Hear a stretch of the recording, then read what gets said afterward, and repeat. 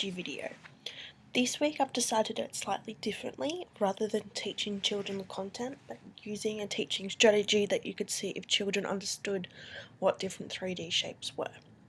This is because I've learnt this week that children learn the best when they're just presented items from the environment rather than focusing in on the characteristics first. So what I would do is I'd arrange a bunch of materials that the children are familiar with. So obviously I wouldn't exactly use these items, they're just the ones that I've found in my house.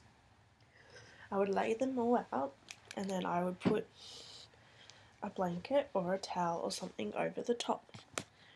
I would then have each child put their hand in and then feel the shape. So right now I'd be feeling it and they would have to guess what shape it was. So for example, I'm holding onto this, so it's obviously a rectangular prism. So underneath I'd go, okay.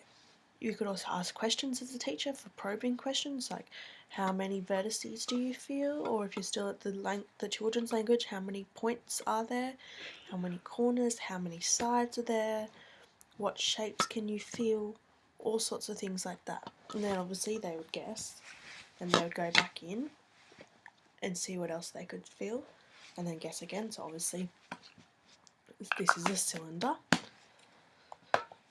and then I've got another cylinder. But I thought this would be a very useful strategy, as you can use items from the children's environment that they're aware of. Therefore, if they don't know straight away what the shapes are, you could then say where it is in the classroom, what it's used for, or anything like that. So I thought that was quite good, and it'd be quite easy for especially a younger years classroom to use once they've covered the concept and understand the ideas of what the different shapes are. So that's my teaching strategy for this week. Like I said, it's a little bit different, but I think it would be really effective to use in the classroom. You could have all different shapes. You could have children pair up and do it. You could have children blindfolded and have to feel for them. But it's giving children that hands-on approach with the different materials. Thank you.